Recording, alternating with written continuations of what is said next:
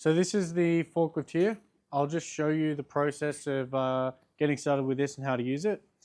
First things first, forklift is plugged into the charger. So simply pull it out of the charger and then plug it back into the forklift over here.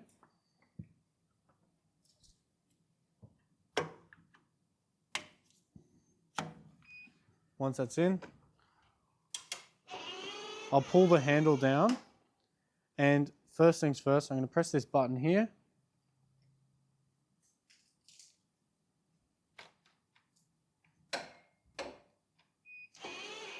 That's going to realign the wheel straight so that I can just take it out here without the handle moving.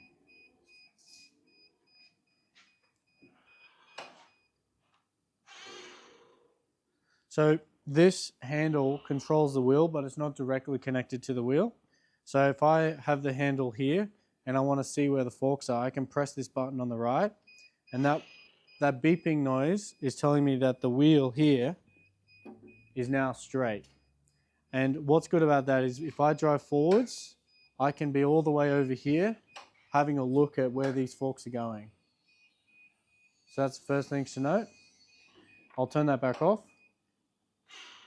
The rest of the controls are pretty standard for a forklift. So up and down is with your index finger. So if you pull that down, it will go up. Or pull it towards you, it will go up. Pull it forwards, it will go down. With your right hand again, using a middle finger, you can move the fork side to side.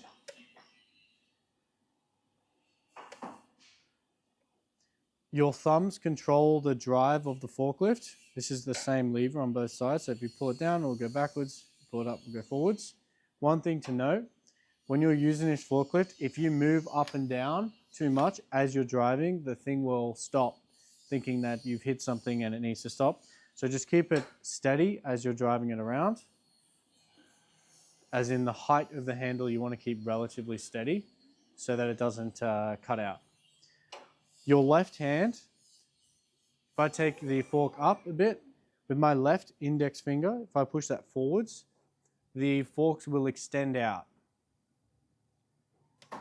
And that means that the legs of this forklift are not in the way. And if I pull it back towards me, it will come back towards me. The middle finger of the left hand, so all the way to the left, is the tilt of the forks. So this controls the angle of the forks themselves.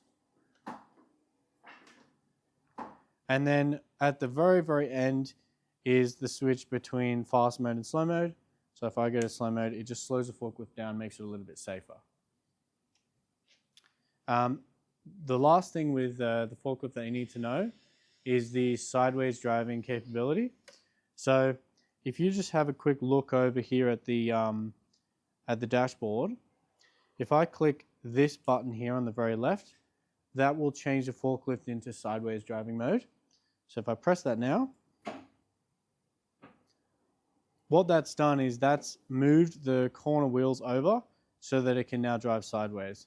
And what I'll do, if I'm holding a long item there, I can simply align the wheel along this axis here, pull it, and then it will start driving sideways. And I can continue turning it with this handle simply by moving it in the direction that I want to go. So if I'm going back this way, it's computer controlled, so it's not actually controlling the location of this wheel. It's judging where I want to go depending on which way I'm moving this handle. So if I move it this way, the whole thing will twist like that.